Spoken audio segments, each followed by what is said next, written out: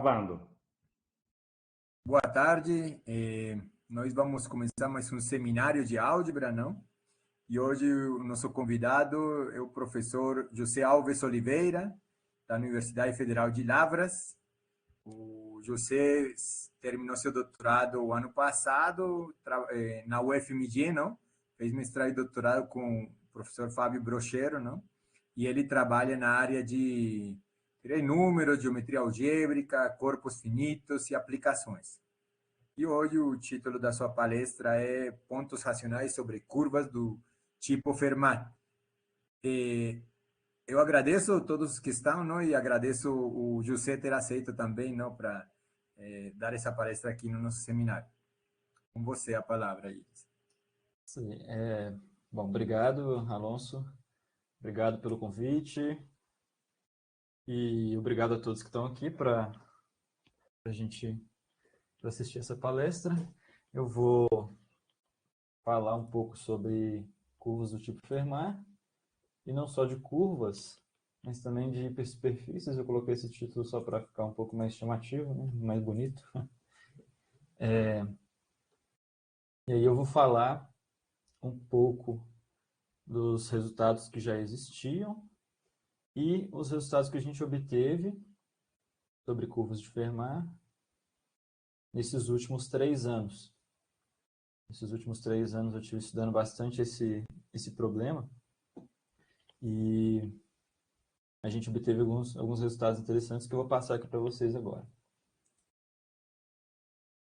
Então, a palestra vai ser basicamente dividida nesses 5 pontos. Primeiramente, eu vou dar uma breve introdução. Depois eu vou falar um pouco sobre alguns conceitos básicos de curvas, sobre corpos finitos. Aí depois a gente vai ver como que a gente usa as técnicas de caracteres e soma de caracteres para calcular o número de pontos sobre algumas curvas específicas de grau baixo, né? Vou dar só uma ideia geral de como a gente faz isso. E depois eu vou apresentar os resultados que a gente obteve. E é claro que eu não vou aprofundar na demonstração e nas técnicas que a gente utilizou, porque eu quero só dar uma ideia de como que relaciona os caracteres com o número de pontos. E se eu fosse trazer a prova desses resultados, seria uma coisa mais técnica. E depois, por fim, eu vou trazer uns resultados também que a gente está trabalhando agora sobre a maximalidade e minimalidade da curva de Fermat. E aí é em relação à cota de Hasse-Weil e coisas do tipo. Então, para começar, uma breve motivação. Todo mundo conhece, né, o último teorema de Fermat, um dos problemas mais famosos aí da matemática nos últimos séculos. Ele afirma que não existem, o último teorema de Fermat afirma que não existem inteiros positivos x, y e z que satisfazem essa equação se n for um inteiro maior do que 1. E aí demorou bastante tempo para ser provado esse teorema, né, desde que Fermat propôs essa conjectura. E ele foi provado, finalmente, sem erros, em 1994, pelo Wiles. Aí existem diversas variações desse problema aqui, que é, por exemplo, colocar expoentes diferentes aqui no x, no y, no z, porque aqui são todos iguais. Né? Colocar, permitir que as soluções sejam coisas que não são inteiras ou racionais, né? Colocar coeficientes aqui no x, y e z. Existem diversas variações para esse problema. Uma coisa que a gente pode se perguntar, por exemplo, né, é a quantidade de soluções se, ao invés de a gente assumir a igualdade, a gente assumir que x elevado a n mais y elevado a n seja congruente a z elevado a n módulo alguma coisa, né, um p. E aí fica interessante se p for primo, porque aí a gente está trabalhando em um corpo. Se p for primo, a gente vai estar olhando para soluções de x elevado a n mais y elevado a n igual a z elevado a n, onde x, y e z são elementos em Fp, e aí Fp é o z quocientado pelo ideal gerado por P, que é primo. Então, esse ideal vai ser maximal, isso aqui é um corpo, a gente está trabalhando num corpo finito de característica P e de tamanho P, nesse caso aqui. mas a gente pode se perguntar, de maneira ainda mais geral, quais que são as soluções dessa equação, ao invés de em FP, né, um corpo com P, quantidade prima de elementos, né, um corpo primo, a gente pode se perguntar sobre soluções dessa equação em FQ, onde Q é um corpo finito qualquer. Então, um corpo finito com Q elementos, e aí Q vai ter que ser uma potência de P. E aí, como a gente está num corpo, a gente pode fazer um algebrismo aqui simples para simplificar essa equação e desaparecer, por exemplo, com a variável z. Parou aqui o compartilhamento.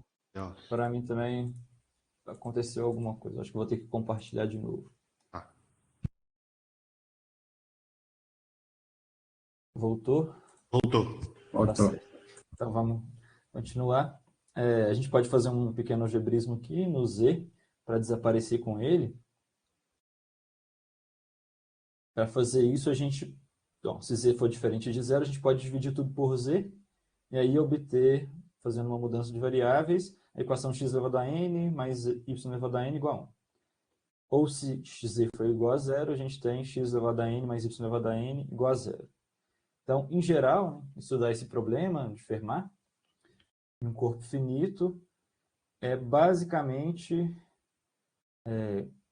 esses dois problemas são cobertos, né, pelo problema, que é um pouco mais geral, de estudar o número de soluções da equação, que a gente chama equação do tipo Fermat, que é uma equação desse jeito aqui. Ax elevado a m mais b y elevado a n igual a c.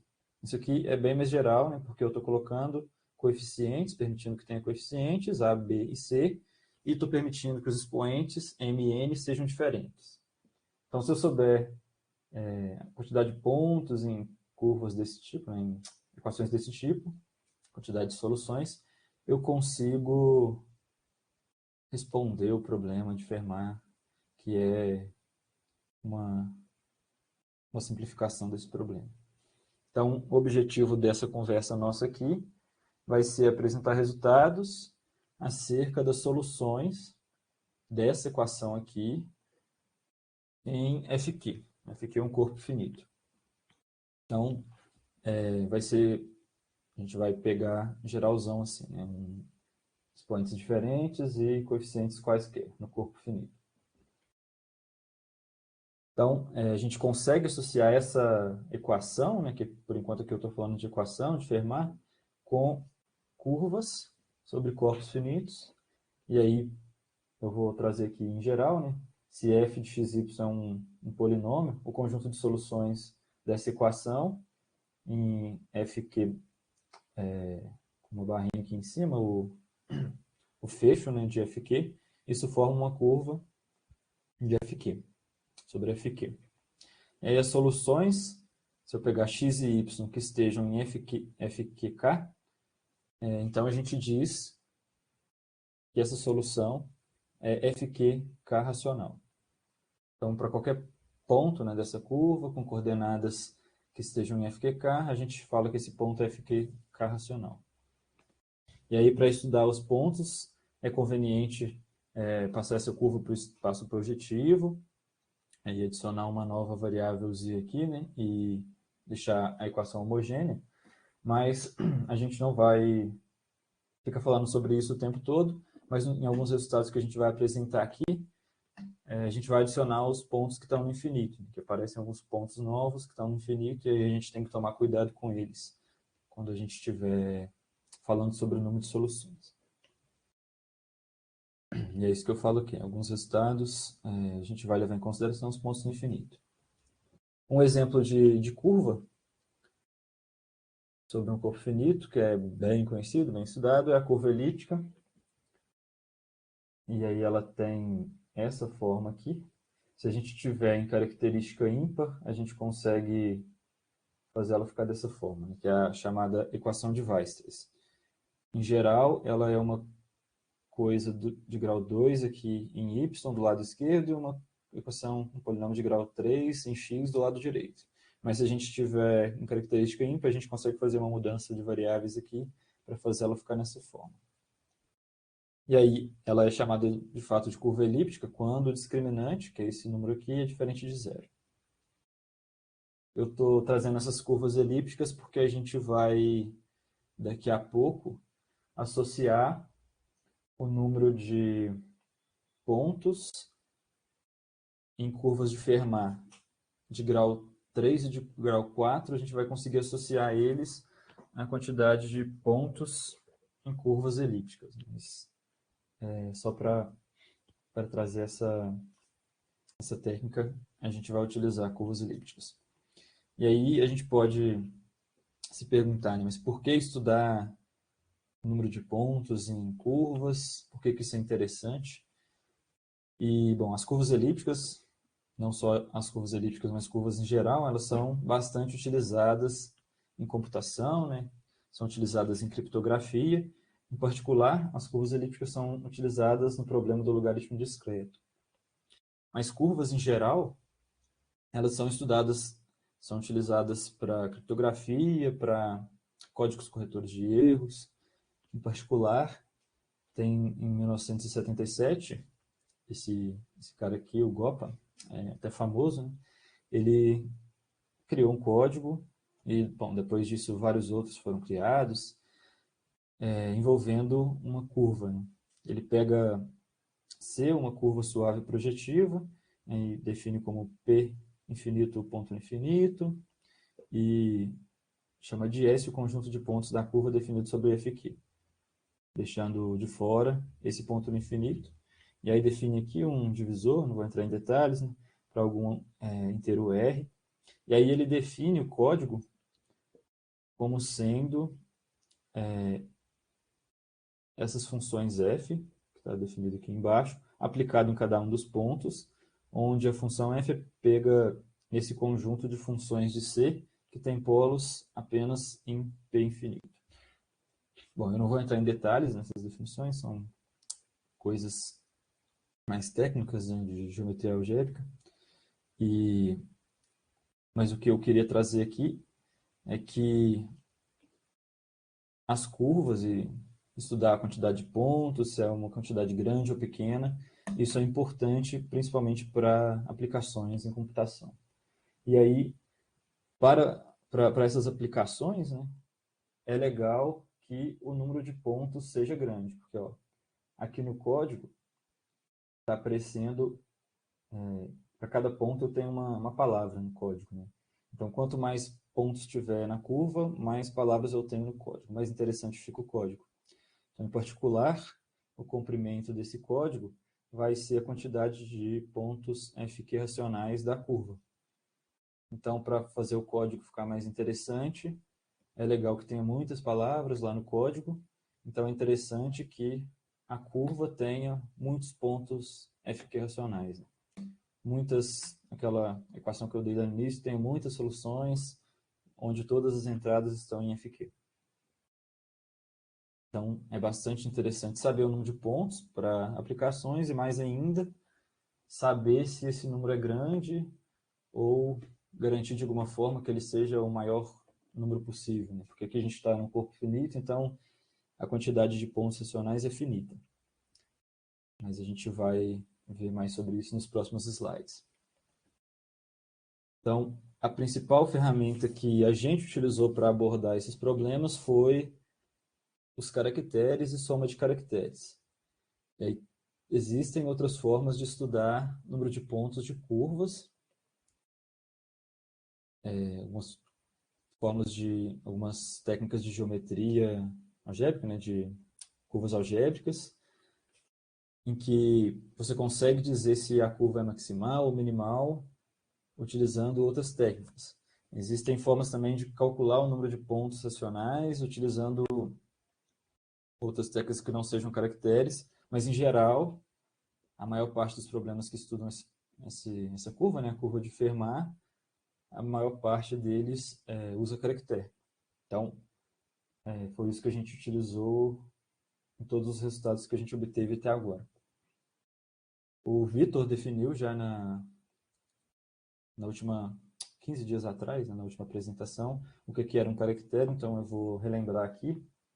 um caractere, tem caractere multiplicativo e aditivo em FQ, né? Porque você tem que definir um caractere, ele é definido em um grupo. E aí no corpo finito a gente tem o grupo multiplicativo, que é o grupo sem o zero, e tem o grupo aditivo. E aí você tem caracteres aditivos e multiplicativos. Para a equação de Fermat, a gente só usa o caractere aditivo, então só vou definir ele. Então, para D, um divisor de Q-1, que é a ordem desse grupo multiplicativo, vai ficar estrela, um caractere multiplicativo vai ser um homomorfismo de FQ estrela nos complexos, e aí mais especificamente nos complexos que tem norma 1, né? Tamanho 1. E o caractere vai ter ordem D quando esse caractere elevado a D for a função identidade. E aí a gente denota um caractere de ordem D com esse Dzinho aqui de subíndice. E aí existem φ de D, caracteres de ordem D. Mas qualquer um que a gente pegar aqui funciona. Então a gente pega qualquer um caractere de ordem D e faz as contas, qualquer um vai funcionar. Então a gente já deixa fixo algum desde o início. E aí é comum estender a definição do caractere, né, para todo o FQ, ou seja, cobrir também o zero aqui na definição, porque a função não está definida no zero. Então a gente define no zero como sendo o zero. Isso é legal porque quando a gente vai fazer soma de caracteres, isso meio que concorda com as coisas que a gente vai precisar. Então, colocar isso aqui como sendo zero vai ajudar a gente na hora de fazer as contas. E aí, definindo dessa forma o caractere, né, a gente tem essas propriedades. Se eu pego um caractere multiplicativo qualquer, de qualquer ordem, e desde que ele não seja trivial, então a soma desse caractere aplicado em todos os elementos de FQ, isso dá zero.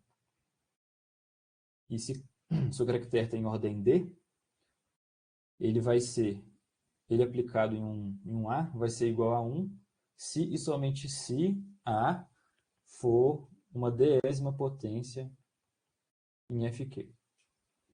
Então, se a gente pegar o caractere quadrático, né, por exemplo, isso aqui vai dar 1 somente se somente se o A for um quadrado. E aí a gente conhece, né, esse caractere quadrático, né, que verifica se é um quadrado ou não, no caso em que Q não é uma potência de primo, quer dizer, uma potência de primo, mas é o próprio primo. Se Q for o próprio primo, então a gente está lá no Z quocientado pelo primo, né? E a gente conhece esse caractere, é bem famoso, que é o símbolo de Legendre. A gente costuma estudar ele no curso básico de teoria dos números, né? Então esse é um exemplo clássico de caractere. Ele tem ordem 2, então ele seria o nosso Xi 2 aqui da definição, né? Aí só existe 1, né? Porque φ de 2 é 1. E ele tem aquela propriedade, né? Ele dá 1 sempre que A é um quadrado. Só que como isso é um homomorfismo nos complexos, e tem ordem 2, ele só pode dar 1 e menos 1. Ele dá 1 quando A é um quadrado e dá menos 1 quando A não é um quadrado. E aí a gente define isso aqui como sendo zero, né? Quando o número é múltiplo de P. Então, durante essa palestra, esse símbolo de Legendre vai ser, na verdade, denotado por Xi de 2, né, para concordar com o resto da notação de caracteres. E aí, essa propriedade que o símbolo de Legendre tem de ser 1 quando o A for um quadrado e de ser diferente de 1, ser menos 1 quando não é um quadrado, faz com que a gente possa utilizar esse 1 mais o caractere como uma espécie de função indicadora, né? Então, se o A for igual a 0, a gente definiu isso aqui como sendo 0, então 1 mais o caractere vai dar 1. Se A for diferente de 0 e não for um quadrado, então, quando não é um quadrado, isso dá menos 1, aí fica 1 menos 1 que dá 0. E quando o a for um quadrado, isso aqui vai dar 1 mais 1, que dá 2. Então, é quase uma função indicadora de que a é ou não um quadrado. E aí, em particular, se a gente fizer essa soma aqui, que pega 1 mais o caractere aplicado em f de x, para todos os x que pertencem a fq, então isso vai calcular o número de soluções da equação y² é igual a f de x. Porque toda vez que f de x for um quadrado, eu vou estar contribuindo com 2 aqui. E aí, se f de x é um quadrado, eu tenho dois valores de y que se relacionam a esse x, né? Que vai ser o raiz de f de x e o menos raiz de f de x. Esses dois solucionam a equação. E aí, se x for tal que f de x não é um quadrado, isso aqui vai dar zero, então eu não vou estar contribuindo com nada. Se x for zero, se f de x for zero, então isso vai dar 1. Mas se f de x é zero, só o y igual a zero vai solucionar essa equação. Então, essa soma aqui, ela conta exatamente o número de soluções dessa equação aqui. Ou, de forma análoga, né, o número de pontos fq racionais dessa curva afim, se eu não passar para o espaço projetivo. Então, isso aqui é basicamente o que a gente faz, é o resumo do que a gente faz em todos os nossos trabalhos. A gente sempre se baseia no fato de que a quantidade de número de pontos racionais, ou do número de soluções dessa equação, ele se relaciona a uma soma de caracteres desse tipo. E é claro que eu posso colocar mais variáveis aqui, e colocar mais funções indicadoras, ou eu posso colocar outras funções indicadoras aqui para dizer que o x é um quadrado, e aí tem várias técnicas. A gente vai até ver algumas mais simples aqui nesses próximos slides. Então, ó, a gente consegue usar isso aqui para calcular, por exemplo, o número de pontos sobre a curva x² mais y² igual a c. E essa é uma curva mais fácilzinha de calcular o número de pontos. Eu vou até trazer aqui nos slides como que a gente faz. Então, vamos denotar por n o número de pontos fq racionais da curva x² mais y² igual a c. E aí, bom, pontos fq racionais é uma forma difícil de dizer que eu quero solucionar isso aqui em fq. Número de soluções disso aqui em fq. Isso vai ser dado por soma de x dos x elementos de fq dessa expressão aqui, né? 1 mais o caractere aplicado menos y² mais c. Eu só passei o menos y, esse y para o lado de lá da equação, e aí eu queria que x² fosse igual a menos y mais c, eu utilizei essa relação que eu falei no slide anterior, para obter essa soma de caracteres. E aí, como aparece um y² aqui, a gente pode substituir esse y² pela função indicadora. Bom, eu posso substituir aqui por u e colocar multiplicando uma função indicadora. Porque aí eu só vou estar contando, eu vou contar toda vez que o u for um quadrado. Então, ó, eu troquei o y² por u, e toda vez que o u é um quadrado, eu estou contando aqui duas vezes, que é, bom, mais ou menos a raiz de y², né? Então dá 2. Se u não for um quadrado, eu não estou contando nada, e se u for zero, eu estou contando 1, porque aí só existe uma raiz de zero. Então essa equação aqui é exatamente igual a de cima. Eu usei a função indicadora, quase que a função indicadora aqui, do c² e troquei um y² por u. E aí aqui a gente faz umas manipulaçõezinhas, né, para obter, no final das contas, bom, aqui eu só fiz a distributiva, e nessa segunda linha aqui a gente tem várias coisas que a gente sabe calcular. Isso aqui dá zero, né, por aquele lema que eu falei, isso também dá zero, e esse aqui dá aqui. A única coisa que sobra é essa última expressão, que está aqui embaixo. E aí eu troquei o u por 1 sobre u, porque toda vez que u é um quadrado, u sobre u também é um quadrado. Fiz algumas manipulaçõezinhas aqui, e a gente consegue obter que o número de soluções dessa equação é sempre q menos 1. Então, a gente está num corpo finito, né? A gente sabe desde o início que seria no mínimo zero e no máximo q ao quadrado. Seria o caso em que todos os x e todos os y solucionassem a curva, né? Só que aqui nesse caso a gente descobriu que o número de soluções é na verdade q-1. E essa curva, ela tem gênero 1. A gente pode se perguntar então o que acontece para curvas de gênero maior. Essa aqui é a curva mais simples que a gente tem, dentre aquelas que eu falei lá no início, né? Dentre as curvas de Fermat que eu falei no início, essa aqui é a mais simples. Eu peguei os dois expoentes igual a 2, aqui dois coeficientes igual a 1, e deixei o C ser qualquer coisa, ser livre. Mas a gente pode se perguntar o que acontece com curvas de gênero maior. E aí tem um resultado que não é nem para curvas, ele é bem mais geral, que é para hipersuperfícies, é um resultado do Wolfman. Eu vou trazer ele aqui. E para apresentar ele, a gente vai precisar dessa definição. A gente vai definir o θ com subíndice d de AB como sendo 1 sempre que o caractere de ordem D aplicado em A for igual ao caractere de ordem B, D aplicado em B.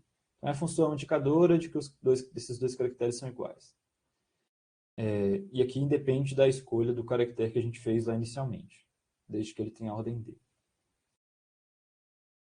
Então, o resultado do Wolfman, ele dá uma fórmula para o número de soluções de uma equação com S variáveis. Ele dá o número de pontos, então, racionais, né, dessa hipersuperfície aqui, com S variáveis, da hipersuperfície afim, né? Nesse caso aqui a gente não está olhando para o projetivo.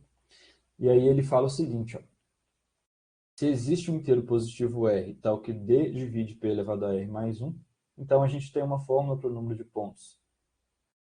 Nesse primeiro caso aqui é o caso em que B é igual a zero, acho que eu esqueci de escrever. Tem uma fórmula para o caso em que B é igual a zero e uma fórmula para o caso em que B é diferente de zero. B é esse coeficiente que aparece aqui no final. Então, ele dá uma fórmula fechada para o número de soluções dessa equação, no caso em que D divide P elevado a R mais 1 para algum R inteiro positivo. E esse P aqui é a característica de FQ. Esqueci de falar, está escrito aqui no início do slide. Então, se P é primo, que é uma potência de P, a gente tem essa fórmula fechada. O Wolfman provou isso em 92, então é bem razoavelmente antigo. E, bom, foi em cima desse teorema que a gente trabalhou a gente fez um dos nossos resultados, que eu vou passar daqui a pouco. Mas notem que nesse resultado dele, ele calculou o número de pontos no caso em que todos os expoentes são iguais. Todos os expoentes são iguais a D. Daqui a pouco eu vou apresentar o nosso resultado e a generalização que a gente faz é justamente essa, né? Permitir que os expoentes sejam diferentes. E aí a fórmula dá uma fórmula bastante parecida com essa aqui. Só que aqui, ao invés de aparecer D, aparece um DI. E aí, só para exemplificar o que esse teorema está dizendo, se a gente pegar, por exemplo, um Q que é congruente a menos 1 módulo 3, e assumir que o D é 1, né, o D é 3, o expoente é 3, então, no caso em que B é igual a diferente de zero, o número de soluções dessa equação, com todos os expoentes iguais a 3, sobre FQ ao quadrado, é dado por essa fórmula, onde o delta e o nu são definidos desse jeito, né? Mas, em particular, se todos os coeficientes são iguais a 1, inclusive o B, então esse delta e esse nu se simplificam e a gente fica com uma formulazinha bonitinha para o número de pontos racionais, né? Número de soluções daquela equação. Então, a quantidade de soluções dessa equação aqui sobre FQ é exatamente isso aqui. Então, a limitação que tem esse teorema é que os expoentes têm que ser iguais. Mas, se a gente considerar aquele problema inicial nosso, né, de calcular o número de pontos na curva de Fermat. Então, é só pegar esse resultado aqui, pegar S igual a 2, e aí a gente tem uma formulazinha para S igual a 2, nesse caso aqui, né, que D divide pela elevado a R mais 1. E agora, voltando de novo para curvas, a gente calculou o número de soluções de x² mais y² igual a C, e a gente viu que era Q menos 1. Mas a verdade é que, de fato, para qualquer curva que a gente pega, o número de pontos é sempre, de qualquer curva, o número de pontos racionais é sempre próximo de Q. E varia um pouquinho de Q, que tem um errozinho, né? E esse erro é chamado de cota de... Bom, a cota que dá esse erro é chamada de Hasse-Weil. Eu trouxe até uma foto aqui do Hasse-Weil, porque a gente sempre fala dessa cota, mas a gente nunca vê a cara o rosto dos dois matemáticos que contribuíram para essa cota famosa. Então, o resultado desses dois caras aí afirma que se C é uma curva irredutível não singular, de gênero G, então o número n de pontos racionais da curva satisfaz essa igualdade aqui. É sempre Q mais 1, esse mais 1 aqui é o ponto infinito, né? Q mais 1 menos 2G números complexos, e aí sempre que eu tenho um número eu tenho o seu conjugado, e esses números complexos aqui satisfazem que a norma deles é igual à raiz de Q. Então, o pior que pode acontecer aqui, né, é que cada um desses números complexos seja exatamente raiz de Q, ou seja exatamente menos raiz de Q. É o máximo e o mínimo que esse número de pontos pode assumir. Então, a gente tem essa cota aqui, né? O número de pontos é sempre próximo de Q mais 1. E está longe disso por um erro que é 2 vezes o gênero multiplicado por raiz de Q. E aí, quando essa cota é atingida superiormente, a gente fala que a curva é maximal. Se é atingida inferiormente, a gente fala que ela é minimal. É claro que para ser maximal ou minimal, esse raiz de Q aqui tem que ser inteiro. Então, Q tem que ser um quadrado. E aí, bom, a gente tem... A gente viu que tem algumas aplicações, né, de curvas em códigos e em criptografia. E para essas aplicações é interessante que a curva seja maximal. Então, uma pergunta interessante também, além de calcular o número de pontos nessa curva aqui, é dizer se ela é maximal ou minimal. Então, todos esses problemas de calcular o número de pontos e de descobrir se a curva é maximal ou minimal foram o que a gente estudou principalmente nesses últimos anos. E aí, um resultado que já existia, né, era o do Fernando Torres e do Said, e ele classifica quando que essas curvas aqui, né, essas curvas de Fermat, onde todos os coeficientes são iguais a 1, ela classifica quando que isso é maximal, essa curva. Eles falam, o resultado deles fala que essa curva é maximal se somente esse n e m são divisores de Q mais 1. Então, pergunta, né, o que a gente pode dizer sobre a maximalidade e minimalidade da curva, no caso mais geral, em que a gente coloca coeficientes aqui. Para começar a responder essa pergunta, eu vou trazer a técnica que a gente utilizou para colocar esses coeficientes aqui, no caso em que m e n são 3 ou 4. Bom, a curva de grau 4 é a curva de grau 3. Para abordar esse problema, o que a gente fez foi tentar relacionar o número de pontos racionais dessas curvas com o número de racionais de curvas elípticas. Porque para algumas curvas elípticas em particulares, né, especiais, a gente consegue dizer se elas são maximais ou minimais. E aí, se a gente conseguir relacionar aqueles números complexos que aparecem aqui, né, de alguma curva de grau maior, com esses mesmos números de uma curva elíptica, então a gente tem grande chance de conseguir descobrir se ela é maximal ou minimal, só olhando para a curva elíptica e vendo se ela é maximal, se todas que estão envolvidas são maximais ou minimais. Então, dado uma curva elíptica desse tipo, pela hipótese de Riemann, né, a gente chama isso de hipótese de Riemann, existe um número complexo, ômega, e aí eu coloquei aqui os coeficientes, tal que o número de pontos nessa curva é Q mais 1 menos ômega o conjugado de ômega. Isso porque a curva elíptica é uma curva de gênero 2. E aí a soma desses dois números complexos é chamada de traço de Frobenius da curva. Não é muito difícil de ver. E, bom, usando aquela expressão que a gente viu alguns slides atrás, o número de pontos na curva elíptica é dado por essa expressão aqui, usando caracteres. Então, quer dizer que esses dois números complexos, a soma dos dois é, na verdade, essa soma aqui de caracteres. E aí, como a gente passou para caractere, a gente consegue fazer algumas coisas interessantes para relacionar esses dois números aqui com outras curvas que não são elípticas. Por exemplo, essa curva aqui de grau 3. Ela está em grau 3 em y e em x, é uma curva de Fermat, né? Eu só passei os coeficientes todos para lá. E aí esse teorema a gente relacionou o número de pontos dessa curva de grau 3 com aqueles números complexos que aparecem lá nas curvas elípticas. Para isso, a gente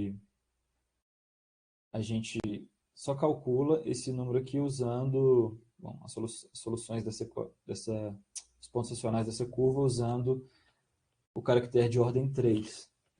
Eu vou passar mais rápido essa parte, porque é mais técnica, né? Mas eu coloquei aqui só para a gente ter uma ideia de como que é a técnica. Ó. A gente consegue calcular o número de pontos racionais com essas somas de caracteres. E aí é exatamente o que eu fiz naquele outro exemplo, de grau 2, só que agora com caractere de grau 3, de ordem 3. E aí a gente faz manipulações muito parecidas com aquelas que a gente fez, no caso de grau 2, e no final das contas, ó, usando as propriedades de caracteres e fazendo algumas mudanças de variável, a gente consegue mostrar que o número de soluções dessa curva agora de grau 3 também é uma coisa desse tipo, ó, onde aparece aqui dois números complexos estão relacionados àquela curva elíptica. Então, no final das contas, essa curva que tem grau 3 não é uma curva elíptica, tem grau 3 em y e x, o número de pontos dela está relacionado ao número de pontos de uma curva elíptica. E essa curva elíptica que aparece aqui, a gente sabe se ela é maximal ou minimal. Então, a gente sabe quando que ela é maximal ou minimal. Então, a gente consegue dizer quando que essa aqui é maximal e minimal. E aí, com um pouco mais de manipulações, né, um pouco mais de trabalho, a gente consegue também fazer uma coisa parecida para essa outra equação aqui de grau 4. E aí, para essa, a gente tem que usar o caractere de ordem 4, e aí já dá bastante conta, né? Deve dar umas 2 páginas de conta, mas a gente consegue mostrar que aqueles números complexos que aparecem lá na cota de Hasse-Weil, na hipótese de Riemann, eles estão relacionados aos números complexos que aparecem em 3 curvas elípticas, ó, nesse caso. São o ômega 1, o ômega 2 e o ômega 3.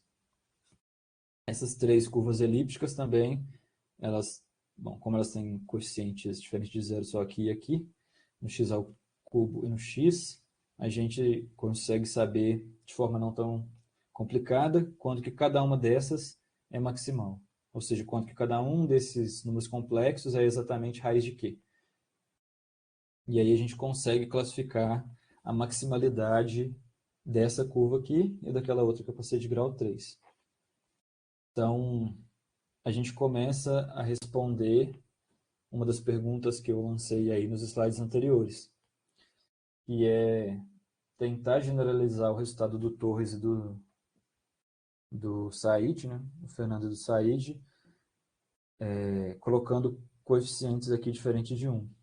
Então, no caso em que a gente pega coeficientes no corpo base, a gente tem exatamente o mesmo teorema lá do Torres e do Said, no caso em que os dois expoentes são 3, ou no caso em que os dois expoentes são 4. Esse resultado aqui é exatamente a mesma coisa lá do Torres, né? Mas aqui a gente está assumindo que os coeficientes estão em FP, no corpo base. E aí eu continuo com a pergunta, né? Será que a gente pode generalizar isso aqui para uma coisa melhor, né? Todos os coeficientes em FQ, no corpo total, no corpo todo, e os expoentes sendo qualquer coisa? E aí, para começar a responder essa pergunta, a gente vai passar para equações diagonais, né? A equação diagonal é simplesmente uma generalização da curva de Fermat, né, da equação de Fermat, para mais variáveis. Então, a gente quer estudar agora as soluções dessa equação com S variáveis. E, bom, claro, se S for igual a 2, a gente está no caso do Fermat, lá que a gente sugeriu no início. E aí aqui eu vou chamar de NS de A, D, B, o número de soluções dessa equação aqui. Aqui no NS está codificado todos os coeficientes, que é esse vetor A, vai de A1 até AS, e está codificado todos os expoentes, que vai de D1 até DS. E aqui, bom, a gente não está pedindo que os coeficientes, que os expoentes sejam todos iguais, eles podem ser diferentes. E os coeficientes vão poder estar em qualquer lugar no corpo, né? Não precisa ser no corpo base. E aí a pergunta é qual que é o número de pontos FQ racionais dessa superfície afim? Qual que é o número de soluções dessa equação aqui em FQ? Essa equação em S variáveis. E aí a gente começa apresentando aqui uma cota para o número de soluções. Esse problema da quantidade de soluções dessa equação é estudado desde o início do último século, né? Em 1949 já o Weil já usava caracteres para calcular o número de soluções dessa equação e ele, em particular, ele provou que o número de soluções dessa equação é muito próximo de q elevado a s menos 1. Por isso que quando a gente está com curvas, né, a gente fica próximo de q, porque aí s é 1 e fica muito próximo de q. Então ele provou que o número de soluções é próximo de q elevado a s menos 1 e está longe disso por esse erro aqui. Aqui aparece só Q e DI e S, são todos da curva, todos da equação. E aparece essa nova definição aqui desse I, que é o número de soluções dessa equação módulo 1. Mas a gente pode aqui novamente chamar de maximal uma hipersuperfície que atinge, cujo número de pontos atinge superiormente essa cota, e chamar de minimal uma hipersuperfície que o número de pontos atinge a cota inferior. Essa cota aqui, para S igual a 2, ela não é igual à cota de Hasse-Weil, porque a cota de Hasse-Weil ela pede que a curva seja não singular. E essa cota aqui não precisa da curva ser não singular. Então, se a gente quiser passar dessa cota para outra, a gente perde alguma coisa, né? Então, dizer que atinge essa cota não é a mesma coisa de dizer que atinge a cota de Hasse-Weil. Mas a gente pode se perguntar também quando que essa aqui é atingida. E aí, só relembrando aquela definição do θ, né? O θ é a função indicadora de que o caractere aplicado em A e em B é a mesma coisa. E aí, a gente, baseado naquele resultado do Wolfman, a gente fez um resultado que generaliza aquele, né? No sentido de que os expoentes podem ser todos diferentes, mas a gente ainda continuou com a condição de que DI, cada um dos DIs, cada um dos expoentes, tem que dividir P elevado a R mais 1. E aí, para fazer isso, a gente meio que, a gente meio que chutou quem que tinha que ser a cara das respostas das fórmulas, né? Porque não tem como você chegar nessas fórmulas aqui de forma direta, usando caracteres. O Wolfman fez de forma direta, e aí tinha uma limitação lá que impedia ele de deixar os expoentes livres, né? Para ele, os expoentes teve que ser todos iguais. Para a gente fazer esse aqui mais geral, a gente chutou qual que era a cara da fórmula e provou por indução. Porque aí, por indução, você só precisa ter a cara da fórmula e usar o S anterior, né? A gente provou por indução no número de variáveis. E o interessante desse resultado aqui é que ele, no caso em que essa condição é satisfeita, né, e algumas condições nos coeficientes são satisfeitas, o número de soluções dessa equação ele atinge essa cota aqui que o Veio tinha mostrado. Então, assumindo que DI divide PR mais 1 e que algumas condições são satisfeitas em A gente tem a maximalidade e a minimalidade do número de soluções. E aí a gente começou a se perguntar também, né, se essas condições, além de suficientes, elas eram necessárias. E foi isso que a gente fez em um resultado um pouco mais recente nosso. Então, assumindo que S é diferente de 3, isso aqui é uma hipótese técnica, no caso 3 a gente não consegue fazer, usando as mesmas técnicas, né? E que B é diferente de 0, e que cada um dos expoentes é maior do que 2, e que o MDC entre eles é maior do que 1, a gente consegue dizer exatamente quando que essa cota aqui é maximal ou minimal, essa equação aqui é maximal ou minimal com relação à cota de Veio. E isso é diferente de ser maximal ou minimal em relação à raça Veio. No caso, S igual a 2. Mas nesse caso aqui, a gente conseguiu mostrar, então, que é maximal ou minimal se somente se existe aquele R, né? Tal que cada um dos Ds divide o P elevado a R mais 1. Então, aquela condição que a gente põe, que a gente coloca lá no teorema, ela não é só suficiente para ser maximal, ela é necessária. Aí o N dividido por 2R tem que ser par. Aqui não é N, é T. E T é o cara tal que Q é igual a P elevado a T. Esqueci de trocar isso aqui. E essa aqui é a condição que aparece nos coeficientes. Né? Caracteres aplicados em AI tem que dar igual ao mesmo caractere aplicado em B. E aí a gente sabe que se satisfazer essas três condições é maximal ou minimal, e vai ser maximal se S é ímpar e minimal se S é par. Essa aqui que era a condição que eu queria ter escrito no outro slide, ficou solto nesse.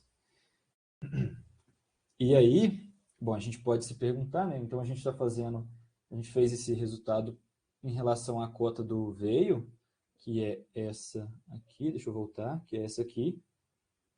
Mas para S igual a 2, essa cota não é igual a de Hasse Veio.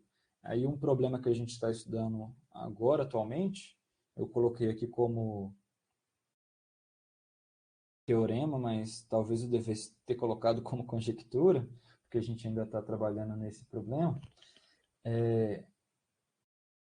O que a gente fez nesse problema foi tentar descobrir, então, no final das contas, né, quando é que essa curva é maximal ou minimal. E tentar generalizar o resultado do Torres. Né? E aí a gente está tentando mostrar que a cota de Hasse Veio é atingida se somente se os dois dividem Q menos 1, existe um inteiro positivo R, tal que cada um dos dois divide P elevado a R mais 1, a mesma condição que aparece lá no Fernando Torres e do Said, e aqui a gente está colocando coeficientes A, B e C, então tem que aparecer alguma condição neles. Né? A condição é que os caracteres de ordem M aplicado em A é igual aplicado em C, e o caractere de ordem N de B é igual a ele aplicado em C. Então, essa linha aqui é a que muda do nosso resultado para o resultado que já existia, porque a gente permitiu que A, B e C sejam qualquer coisa. E aí, nesse caso, aqui tem a condição de ser minimal ou maximal, que também é a mesma coisa do Torres. Esse resultado é para o caso em que M e N são maiores do que 1. Então, é um resultado bem mais fechadinho, bem mais bonito. No caso em que um dos dois é 2, a gente ganha alguns casos a mais. E aí é isso que eu estou descrevendo aqui. Se a curva for a mesma curva que a anterior, só que um dos dois for 2, no caso em que os dois, que M e N são 2, não tem graça, porque é simples, né? Aquela conta que a gente fez no início. Agora, no caso em que um deles é qualquer coisa e um deles é 2, a gente tem esse teorema para o caso, esse teorema que dá a maximalidade, né? E aí a gente tem as mesmas condições do anterior, que m divide P elevado a r mais 1, e que m divide Q menos 1, só que aparece aqui algumas condições nos coeficientes. E aí aparecem algumas condições bem legais aqui nos coeficientes, que é bem diferente do caso geral. O caso 2 é mais interessante. E aqui a mesma coisa, parece que eu esqueci um A aqui de digitar, mas é a mesma curva, só que nesse caso aqui a gente está eu esqueci de escrever também, mas aqui era para ser minimal. Então aqui é maximal e aqui minimal. Então a gente tem um teorema para maximal e esse aqui para minimalidade. E foi isso que a gente fez nos últimos anos, usando essa técnica que é até meio elementar, né, de usar soma de caracteres. É uma coisa que já é usada desde o início do século passado para calcular o número de pontos racionais em uma curva. Só que, impressionantemente, sempre que a gente continua mexendo, a gente consegue fazer alguma coisa que ainda não era conhecida, né? Então a gente vai brincando com essas somas de caracteres e a gente vai vendo que dá para fazer coisa a mais. Então, em particular, todos esses resultados que eu passei foram resultados que eu obtive trabalhando com o Fábio, com o Erivelton e com a Daniela. Aí eu trouxe aqui o nome deles nesses outros dois trabalhos também, que usaram técnicas bem parecidas com essas que eu passei aqui. Então a gente trabalhou nessa curva aqui, que é a hipersuperfície aqui, que é a hipersuperfície de Artin-Schreier, trabalhou nessa curva especial aqui, que envolve o traço, e a pergunta que fica aqui é para quais outras curvas, o quão geral a gente pode pegar, né? Por exemplo, um f, e calcular o número de soluções da equação y elevado a d igual a f de x. Ou quão geral a gente pode pegar os polinômios f1 até fs, de maneira que a gente consiga dizer alguma coisa sobre a maximalidade, minimalidade, ou consiga calcular o número de pontos racionais dessa curva aqui. Então, tem outras curvas que eu até imagino que outras coisas que eu imagino que dá para fazer usando somas de caracteres, mas responder essas perguntas aqui seriam mais interessante, né, de forma mais geral. Então aqui tem as referências, tem uns artigos onde aparecem os resultados que eu trouxe, tem aqui um artigo que tem a cota de Weyl, uma generalização, tem aqui o resultado do Torres, do Said e do Wolfman. E bom, muito obrigado pela atenção, todo mundo. Fico feliz de ter falado aqui para vocês hoje. Muito bom, obrigado aí, José.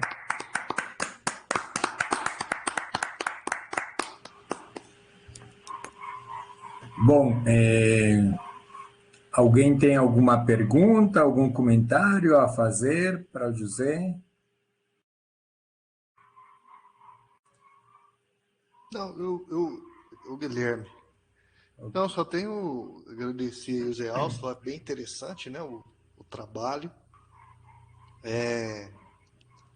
E, e isso, só assim, que no início, né, quando você. Porque parte da equação de Fermat, e aí, assim, parece que você falou assim: a ideia é olhar uma equação mais geral, uma forma mais geral, para achar soluções da de Fermat mais simples, digamos assim, Sim, sim. né? Mas assim, depois assim, se volta para essa mais simples ou não, os Elves? Ou Não, a assim, tem gente. alguma coisa interessante ainda para ver para mais simples? Não, eu acho que não. Eu acho que é Não, só, assim, historicamente, eles começam a estudar por causa da Fermat, né? entendi. É só uma motivação ali É uma para. motivação.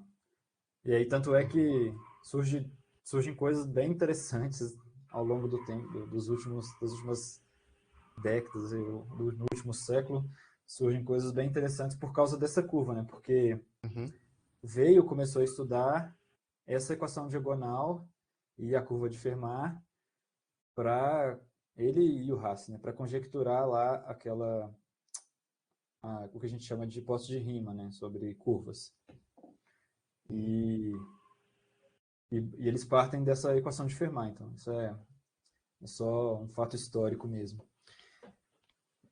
E aí eles ok. chegam no fato, bom, no final das contas, né, depois de muito trabalho, eles conseguem provar essa cota de raça veio, e é isso que motiva, acho que grande parte das coisas que envolvem soma de caracteres depois, depois disso. Inclusive o Vitor, na semana retrasada, trouxe vários resultados em que eles usam que o módulo lá da soma de caracteres é raiz de Q, né? No máximo raiz de Q multiplicado por uma constante. E tudo isso vem do estudo do Hasse e do Weil com equações de Fermat. Uhum, ok, obrigado. Eu que Muito bom. agradeço. Alguém mais? Eu tinha uma pergunta, não, aqui. Bom, eu vi que, claro, os resultados, o que para você obter as maximais e minimais, você usa uma potência de P, potência par, não? Sim, sim. Que é quando a gente vai ter. Eu Uhum. só fiquei numa dúvida, porque na dúvida do R, não? Porque onde que usa esse, por que bom, os DI tem que ser divisores do PAR mais um. O que tem a ver esse R com o corpo, ou é que ele usado lá na demonstração? Não sei. Esse É, R arbitrário do quê? Não, não sei. esse R, bom, se Q for igual a P elevado a T, então o R tem que ser divisor de T. Na verdade, 2R tem que ser divisor de T, que aí a gente cai no caso maximal.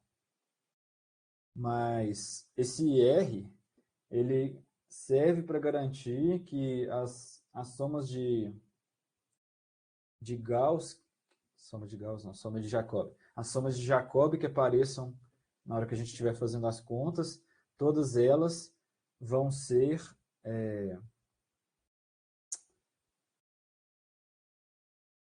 números, como que a gente chama? São números complexos que elevados a algum número inteiro dá 1. Mas é para garantir alguma coisa lá nas somas de Jacobi. Tá. E aí depois a gente viu que essa condição, além de ser boa para a gente calcular o número de soluções, ela é necessária para que seja maximal. Ah, Essa condição aí, ela é meio que, como que chama? Ela é equivalente a ser maximal ou minimal. Mas ela aparece naturalmente nas abordagens, né? tá, sim. Não, não é que o que parece, assim, eu não estava vendo a relação aí, não, no teorema não vi como é que É, era, não? o P elevado a R mais 1 tem que dividir Q menos 1. E esse R é único nos Não, exemplos? Não, não, não não. necessariamente. Não. Sempre que a gente pegar um R multiplicado, se a gente pegar o menor, né? É o A gente sempre menor. pega a gente sempre pega o menor. Eu tô E em falando geral eu tô falando que... Não. Não, não, Não. não. Pode ser qualquer coisa. Mas eu tô falando que P elevado a R mais 1 divide Q menos 1 se o R for minimal. Eu esqueci de falar isso. É Aham. porque o R pode ser... Se eu pegar o R e multiplicar ele por um número ímpar, aí continua satisfazendo aquela condição lá, né? De que todo mundo divide P elevado a R mais 1. Mas em geral a gente pega ele minimal para fazer as contas. Porque aí se pegar minimal, o P elevado a R mais 1 divide Q menos 1. E aí dá para... Muito, muito legal, não? Muito bom. Gostei, não, eu não lembro de ter visto essa parte com caracteres, não? É, Não sei se é a mesma. Eu acho que o é. Fernando faz outra abordagem, não? Geralmente, né? Sim, sim. Séries É porque... lineares, alguma coisa assim, não? Sim, só A que teoria de Storvolo, que é a que usa, geralmente o Fernando usava, não? ele usa resultados mais sofisticados. O nosso é mais elementar. Só Não, que mas é quando, muito só que, bom, não? Esses só que, caracteres aí. sim, só que é, quando com resultados elementares você consegue resultados mais fortes, é melhor, né?